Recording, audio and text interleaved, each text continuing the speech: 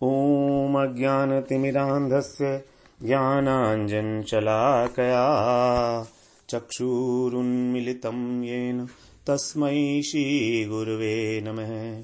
वाञ्छाकल्पतरुभ्यश्च कृपा सिन्धुभ्य एव च पतितानां पावनेभ्यो वैष्णवेभ्यो नमो नमः। नमो महावदन्याय कृष्णप्रेमप्रदायते कृष्णाय कृष्णचैतन्य नाम्ने गौरत्विषे नमः। हे कृष्ण करुणा सिन्धो दीनबन्धो जगत्पते गोपेश गोपिकाकान्त राधाकान्त नमोस्तुते।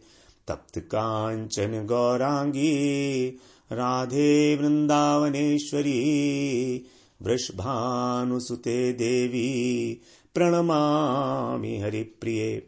वृंदायै तुलसीदेव्यै प्रियायै केशवस्य च कृष्णभक्तिप्रदे देवी सत्यवत्यै नमो नमः। श्री कृष्ण चैतन्य प्रभो नित्यानंद श्री अद्वैत गदाधर शिवसादि गौर भक्त वृंद।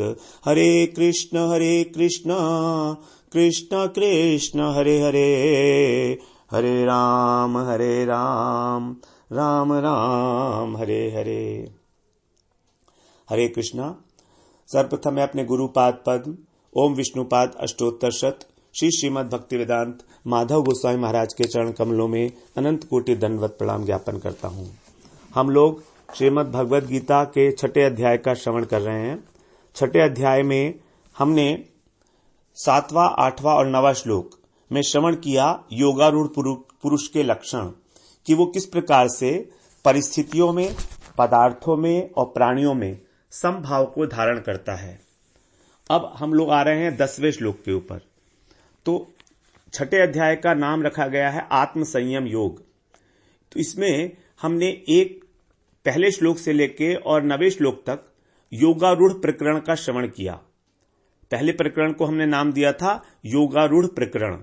अब 10वें श्लोक से हमारा आरंभ हो रहा है ध्यान प्रकरण।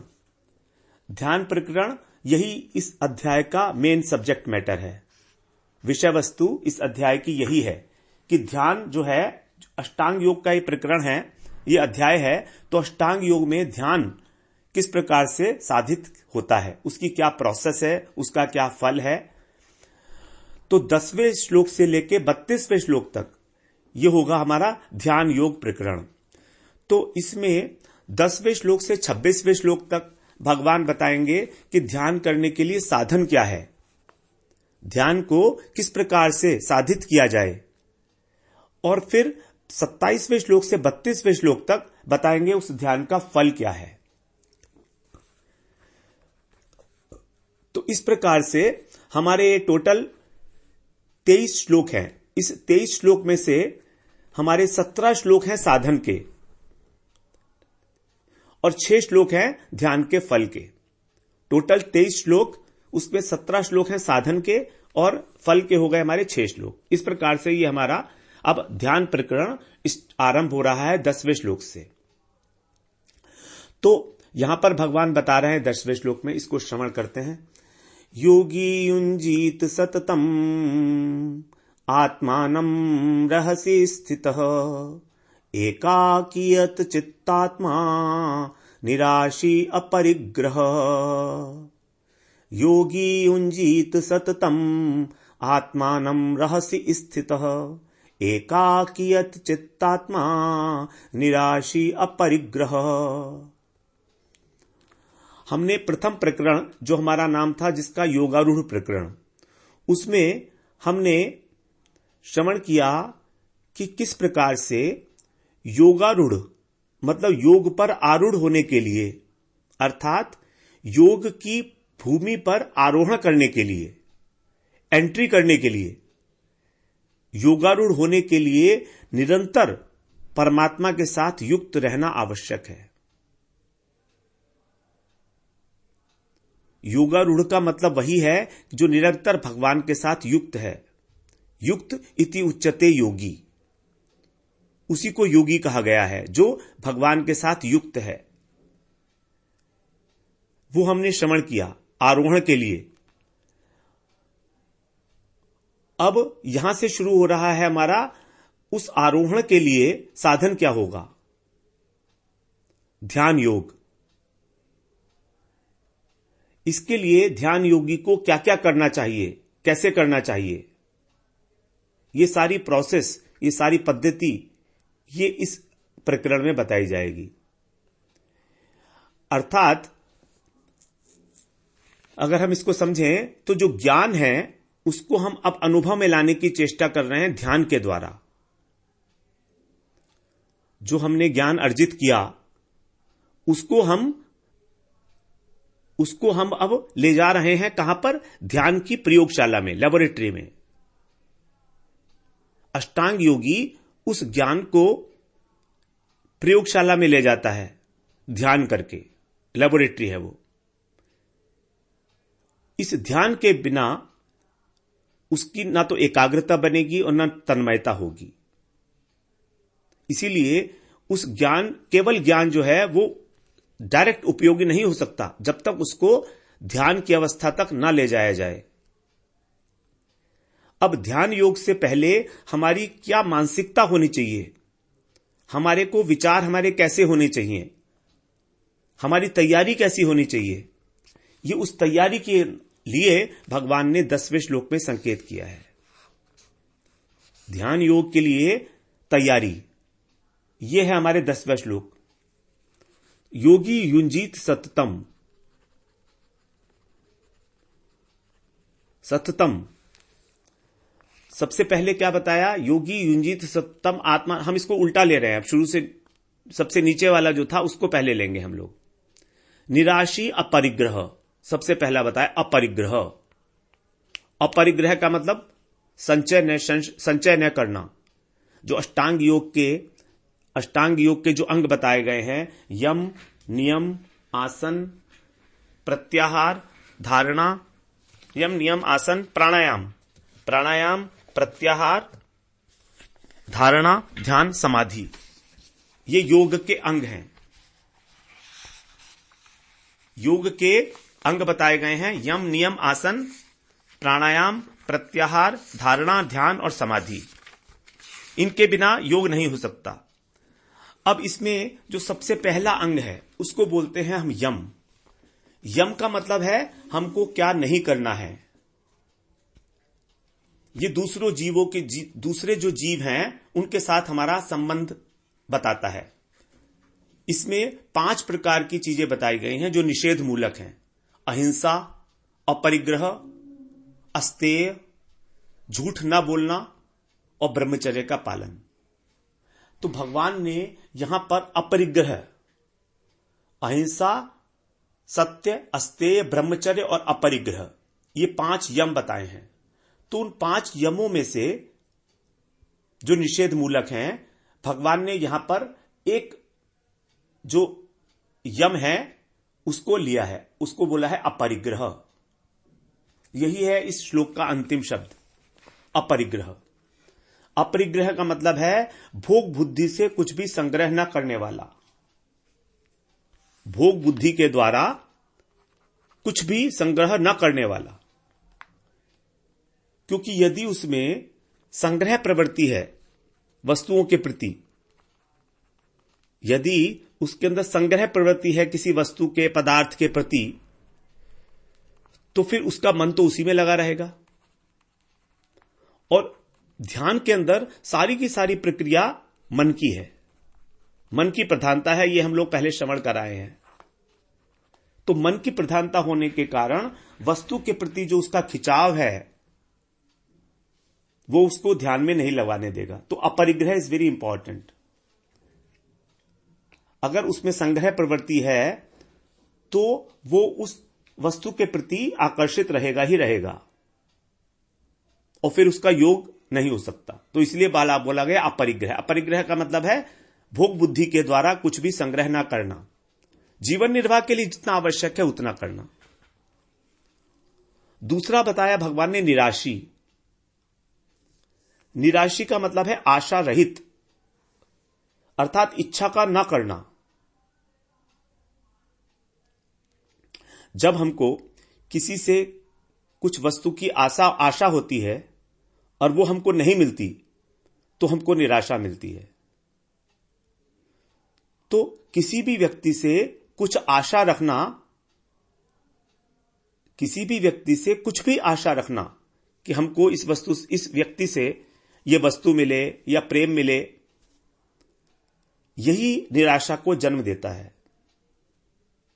इसीलिए कहा गया है कि किसी से भी हमको कुछ नहीं चाहना। अनाश्रित है कर्म फलम। अनाश्रित कर्म का जो फल है, कर्म का फल व्यक्ति भी होता है और वस्तु भी होती है। तो अनाश्रित है कर्म फलम, किसी का आश्रय नहीं लेना है, किसी से कुछ भी नहीं चाहना। जो भी प्रारब्ध से हमको मिल जाए उसी में संतुष्ट होना, क्योंकि वास्तव में हमको कोई देने वाला नहीं है कुछ भी। जो हमारे प्रारब्ध में है निश्चित रूप से वो हमको मिलना है। उसके लिए अपने आप से परिस्थितियां बन जाती हैं। उसके लिए हमको विशेष प्रयास करने की आवश्यकता नहीं है। तो उसके लिए बोला है यहां पर निराशी। तो अपरिग्रह के द्वारा भगवान बता रहे हैं बाहर के भोग पदार्थों का त्याग। बाहर के भोग पदार्थों का त्याग, यह बाहरी बात हो गई अपरिग्रह। और निराशी यह है अंतःकरण की बात, अंदर की बात। किसी वस्तु को प्राप्त करने की इच्छा अर्थात आशा करना, उसका भी त्याग, उस आशा का भी त्याग करना। निराशा का मतलब, निराशी का मतलब यहां पर डिप्रेशन नहीं है कि बहुत निराश हो गया वो। हम लोग निराश शब्द को बड़ा गलत समझते हैं साधारण भाषा में, लेकिन यहां पर बोलते हैं निराशी। निराशा युक्त नहीं है, वो निराशी है, उसकी आदत बन गई है, वो ही इज आइडेंटिफाइड बाय बीइंग निराशी। यहां पर निराशी का मतलब है कि वो व्यक्ति हमेशा ही निराशा में रहता है। ये उसकी आदत बन गई है, स्वभाव बन गया है निराशी होना। अर्थात हर एक वस्तु की आशा करता रहता है किसी ना किसी से। तो ये बात उसके स्वभाव में आ गई है, तभी उसको कहा निराशी। तो अंतःकरण में किसी भी वस्तु को प्राप्त करने की जो इच्छा है उसका त्याग, निराशी का मतलब यह हुआ। क्योंकि संसार के अंदर जो भी पदार्थ हैं तो उसका भोग करना और उसका संग्रह करना, यही सबसे बड़ा व्यवधान है। संग्रह प्रवृत्ति हमारी होती है, ये अंदर होती है कि मुझको ये भी मिल जाए, मुझको ये भी मिल जाए। तो इस प्रकार की इच्छा का ना होना, इस प्रकार की इच्छा का ना होना, यही है निराशी। अब यहां पर तीसरा बताया यत चित्तात्मा। हम लोग बिल्कुल उल्टा चल रहे हैं इस श्लोक में। योगी युंजित सततम आत्मानम रहस्य स्थित है, इसकी बात बाद में करेंगे। एकाकी यत चित्तात्मा निराशी अपरिग्रह। हमने शुरू किया अपरिग्रह से, क्योंकि अपरिग्रह स्थूल है। भोग जो है, भोग पदार्थ वस्तुओं का संग्रह, वो स्थूल है, वो दिखाई देता है हमको। अब उससे भी सूक्ष्म क्या हुआ? निराशी। निराशी का मतलब अंतःकरण में भी किसी प्रकार की इच्छा का ना होना, ये उससे सूक्ष्म बात हो गई। अब उससे भी सूक्ष्म बात क्या है? यत चित्तात्मा। यत चित्तात्मा का मतलब क्या है? कि जिसने अपने अंतःकरण को वश में कर लिया है। अर्थात यदि किसी ने, मान लीजिए, बाहर की वस्तु का संग्रह नहीं किया, अंदर से भी उसने भोग वृत्ति का त्याग कर दिया, इच्छा का त्याग कर दिया, तो भी अंतःकरण के स्तर पर अर्थात चित्त के स्तर पर, जो हमारा अंतःकरण है उसमें मन, बुद्धि, अहंकार और चित्त, तो चित्त के स्तर पर पूर्व संस्कारों के कारण वस्तुओं के प्रति, व्यक्तियों के प्रति, परिस्थितियों के प्रति राग और द्वेष छिपा होता है। यह हम लोग तीसरे अध्याय में श्रवण कराए हैं। इंद्रियस्य इंद्रियस्यार्थे राग द्वेषो व्यवस्थितौ। इंद्रियों में और इंद्रियों के अर्थों में, विषयों में राग और द्वेष छिपा होता है। वहां पर हमने श्रवण किया था कि राग और द्वेष वास्तव में इंद्रियों में और इंद्रियों के विषयों में ना होके हमारे चित्त में होता है, पूर्व संस्कारवश। हम लोग उसको वहां पर डिटेल में श्रवण कर लिया था, 3 अध्याय का 34वां श्लोक था। तो राग द्वेष जो है वो हमारे चित्त में जो संस्कारों की एक रेखा बनी हुई है, जो इंप्रेशंस बने हुए हैं, उसके अंदर एनग्रेव्ड है राग और द्वेष। तो यद्यपि जो ध्यान योग में प्रवृत्त होना चाह रहा है उसने बाहर से भोगों का त्याग कर दिया, इच्छा का भी त्याग कर दिया, क्योंकि इच्छा करने वाला कौन है? मन। इच्छा करने वाला है मन और भोग करने वाली है इंद्रियां। इंद्रियों के माध्यम से भोग तो वास्तव में मन ही करता है, लेकिन माध्यम तो इंद्रियां है ना। तो इंद्रियों के माध्यम से जो भोग करने था वो भी बंद कर दिया और मन से इच्छा करना भी बंद कर दिया। लेकिन अब चित्त पर जा गए हैं भगवान, 3rd लेवल पर। ये उससे भी और सटल पॉइंट हो जाता है, यत चित्तात्मा। तो यत चित्तात्मा का मतलब है यहां पर अंतःकरण पूरा का पूरा, चित्त और आत्मा। आत्मा का मतलब मन और बुद्धि सब आ गए उसमें, और शरीर भी आ गया। क्योंकि आत्मा के कई सारे हम लोगों ने अर्थ सुने थे, 7 अर्थ सुने थे हम लोगों ने। ब्रह्म अथवा आत्मा एक शब्द, एक अर्थ हो गया। उसके बाद शरीर, मन, बुद्धि, धृति, प्रयास, स्वभाव, ये सब आत्मा के अर्थ बताए थे हम लोगों ने, श्रवण कर चुके हम लोग। तो इसके अंदर चित्त तो एक अलग होगी बात, और आत्मा से तीनों को ग्रहण करेंगे हम लोग, शरीर, मन और बुद्धि। अब बचा क्या? कुछ भी तो नहीं रहा। शरीर भी हो गया स्थूल, स्थूल शरीर के साथ उसकी 5 इंद्रियां, 5 ज्ञानेंद्रियां और 5 कर्मेंद्रियां आ गई। उसके बाद आत्मा शब्द से मन और बुद्धि हो गए, और चित्त तो भगवान कह ही रहे हैं। तो यत चित्तात्मा, जिसने इसको वश में कर लिया है, अर्थात राग द्वेष भी अब उसका समाप्त हो गया है, केवल स्फुरण मात्र है। बाहर की किसी वस्तु को देखकर उसके कॉरस्पॉन्डिंग जो राग और द्वेष चित्त में छुपे हुए थे वो केवल एक स्फुरणा मात्र रह जाएंगे। उसके कॉरस्पॉन्डिंगली चित्त में एक लहर उठेगी, लेकिन जब उस लहर के साथ मन का संयोग नहीं होगा तो वो वैसे ही शांत हो जाएगी जैसे समुद्र के अंदर लहर उठती है और समुद्र में लहर शांत हो जाती है। उसका तो काम ही है उठना और गिरना, समुद्र में उठना और विलीन हो जाना। उसी प्रकार स्फुरण तो होगा, लेकिन अब क्योंकि मन का संयोग नहीं है, मन वश में है, इसलिए उसकी कोई इच्छा, कोई संकल्प नहीं बनेगा उसका।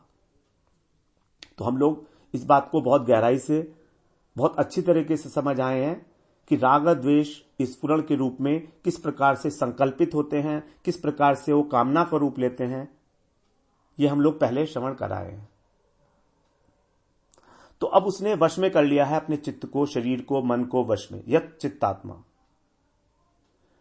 वश में करने का मतलब क्या है कि अब वो जो भी कर्म कर रहा है वो ना तो उसमें कोई आसक्ति है, ना उसके अंदर कर्तापन का अभिमान है। केवल कर्तव्य कर्म समझकर आवश्यक जीवन निर्वाह उपयोगी कर्म ही वो अब कर रहा है। तो इससे उसके शरीर में आलस्य की, क्योंकि हमारे शरीर में एक शरीर की स्वाभाविक प्रवृत्ति होती है, जब वो भोग कर लेता है तो उसके अंदर आलस्य की वृद्धि हो जाती है।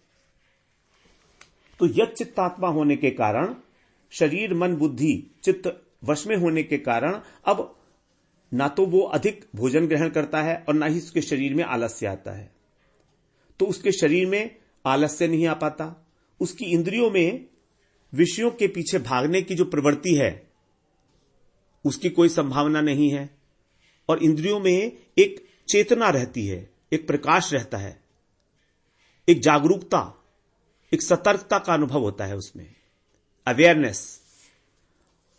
और मन में उन वस्तुओं को प्राप्त करने की कोई इच्छा नहीं है, निराशी हो गया है, और चित्त में अनावश्यक चिंतन नहीं हो रहा है।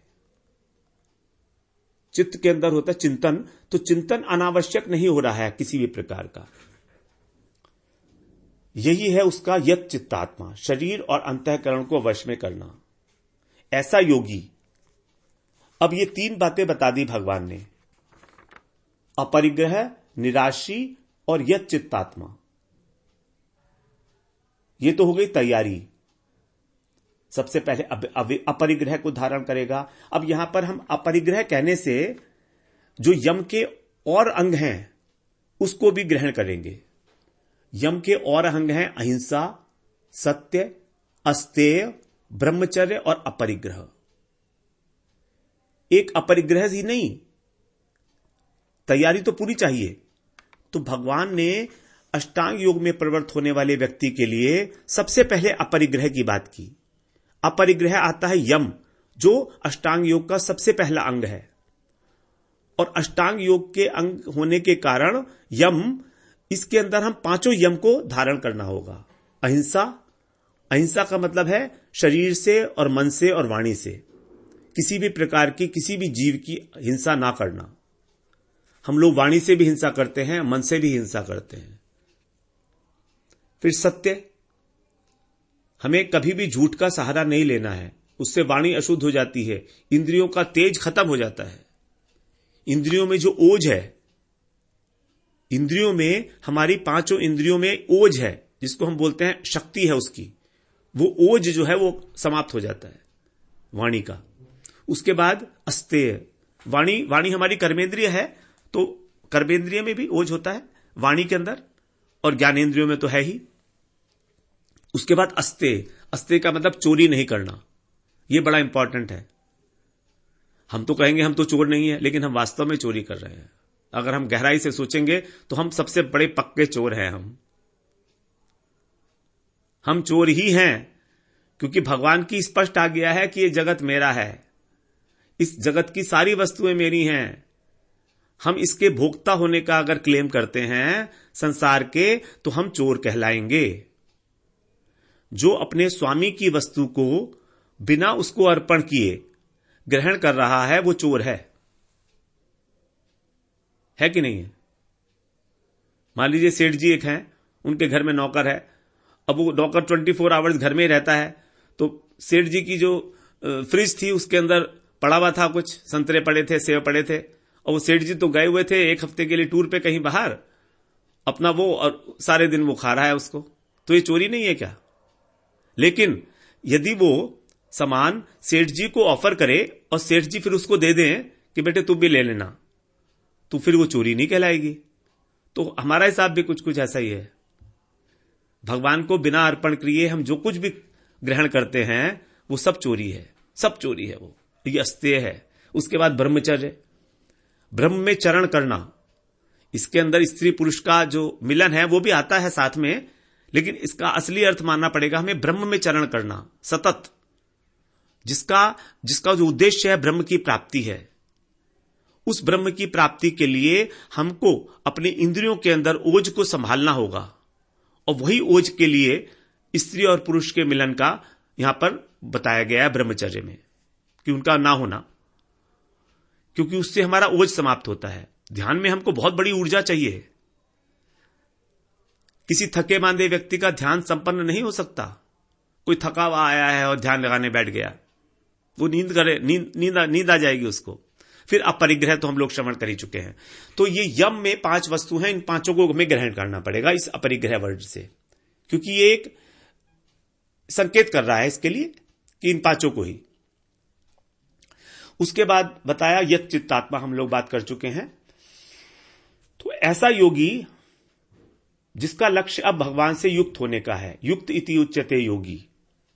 तो यहां पर योगी शब्द से हम लोग केवल ध्यान योगी को ही लेंगे अब आगे, और इस अध्याय में जहां भी योगी शब्द है हम लोग ध्यान योगी ही लेंगे। ऐसे योगी को क्या करना चाहिए? अब ये तो हो गई उसने उसकी मानसिकता। अब उसको करना क्या है? एकाकी। एकाकी यत चित्तात्मा है ना दूसरे लाइन में। एकाकी, एकाकी मतलब उसको मनुष्यों के समूह में नहीं रहना चाहिए ज्यादा। बड़े बड़े ग्रुप्स में, बड़ी बड़ी पार्टीज में, बड़ी बड़ी सभाओं में विषय लोगों की आना जाना नहीं चाहिए, क्योंकि लोगों से बात करेगा इधर की उधर की तो मन उधर ही जाएगा। ध्यान क्या करेगा फिर भगवान का? ध्यान कोई ऐसी साधारण वस्तु तो नहीं है ना। तो मन उधर ही लगा रहेगा जहां पर बातें करेगा। वो जो बातें करेगा, जो सोचेगा, वही वो है। As you think so shall you are, वही आप हैं। We are what we think, we are what we think, what we talk about. जो कुछ भी हम सोचते हैं, जो कुछ भी हम बोलते हैं, हम वही हैं। मतलब हमारा मन वहीं जाएगा। तो समूह में बैठकर ध्यान नहीं होता। एकाकी, एकाकी में दो अर्थ हो गए। एक तो वो एकांत में रहे अधिक से अधिक, और दूसरा समूह में बैठकर ध्यान ना करे। साथ में उसके कोई सपोर्टर, उसका कोई सेवक नहीं हो कि ये सेवक भी है, मेरा सेवा करेगा, ये जब मैं ध्यान में जाऊंगा तो मेरा ध्यान रखता रहेगा। मक्खी आती हैं तो मुझे पंखा करता रहेगा, पंखा बंद हो जाएगा तो ऑन कर देगा। Like that no. सेवक नहीं होना चाहिए कोई भी, वरना ध्यान नहीं लगेगा। ध्यान उसी में लगा रहेगा, सेवक में ही, नौकर में ही लगा रहेगा। तो कोई साथी, कोई सेवक ध्यान के लिए नहीं चाहिए। यह परमार्थ बड़ी एकांतिक प्रक्रिया है, बड़ी एकांतिक बातें हैं ये। फिर आगे क्या बता रहे हैं? तो अब करना क्या है उसको? एकाकी। फिर दूसरा रहस्य स्थित, रहस्य स्थित, कहां पर बैठकर ध्यान करना चाहिए। भगवान एक एक चीज बहुत स्पष्ट रूप से बता रहे हैं। यहां पर एक ही श्लोक में उन्होंने कितनी कितनी सारी बता दी बातें। एक ही श्लोक में एक एक शब्द को अगर हम विश्लेषण करेंगे और ध्यान योग की किताबें पढ़ेंगे तो उसमें पूरा का पूरा चैप्टर होगा। तो क्या बता रहा है? रहस्य स्थित है। रहस्य का मतलब है एकांत। एकांत में बैठकर साधक को कहां बैठकर ध्यान करना चाहिए? एकांत में, जो स्थान ध्यान के अनुकूल हो। तो जैसे शास्त्रों में बताया गया, नदी का किनारा हो, वन में हो, मंदिरों में हो, अथवा ये सब कुछ संभव नहीं है तो घर का कोई एकांत कमरा हो, कोई एकांत कमरा हो जहां पर ज्यादा डिस्टर्बेंस ना हो, वहां पर ध्यान करना चाहिए, जिसमें केवल ध्यान ही किया जाता हो, न कि उसमें खाना भी खा रहे हैं, उसमें सो भी रहे हैं, उसमें गप्पे भी मार रहे हैं, वहीं पर ही ध्यान हो रहा है। आजकल के लिए ठीक है, कमरे ही नहीं होते तो कहां करेंगे, लेकिन गृहस्थ का तो ध्यान किसी प्रकार से हो ही नहीं सकता इस प्रकार, जिस प्रकार की भगवान ने यहां पर बातें बताई हैं। जो हम ध्यान कर रहे हैं, जो आजकल टेलीविजन पे ध्यान सिखा रहे हैं, वो ध्यान वास्तव में नहीं है। वो तो एक प्रोसेस है। ठीक है, थोड़ा सा मन को शांत करने के लिए, बस ब्लड प्रेशर वगैरह लो करने के लिए, और उससे ज्यादा उसका कोई परमार्थिक अर्थ नहीं है। उसके साथ कोई परमात्मा का संबंध नहीं है। वो सारी की सारी एक व्यायाम टाइप की चीजें हैं। प्राणायाम किया, उसके बाद ध्यान में बैठ गए। वो ध्यान जो है वो सिर्फ एक दिखावा मात्र है, लेकिन ठीक है, फिर भी ठीक है समाज के लिए, जो जहां पर इतनी विचारों के अंदर, जहां पर इतनी विकृति आ गई है समाज के अंदर, तो उसको कुछ सीमा तक तो वो ठीक करेगा ही करेगा। हम उसकी कोई बुराई नहीं कर रहे, लेकिन जब हमारा उद्देश्य परमात्मा की प्राप्ति है, तब हमको रियल थिंग के ऊपर जाना चाहिए, कि जो रियलिटी है, जो यथार्थ है, जो भगवान बता रहे हैं साक्षात स्वयं। तो वास्तविक एकांत तभी है जहां पर सारे विचारों का, सारी वृत्तियों का हमारा अंत हो जाए, सब भगवान में लग जाए। हमारी सारी सोच, हमारे मन की जो सारी बातें हैं, जो मन का प्रवाह है, वो भगवान की ओर हो जाए। यही है एकांत। तो फिर हम लोग इसके अंदर थोड़ा सा और अगली बार श्रवण करते हैं। वांछा कल्पतरुभ्यश्च कृपा सिंधुभ्यैव च पतितानां पावनेभ्यो वैष्णवेभ्यो नमो नमः।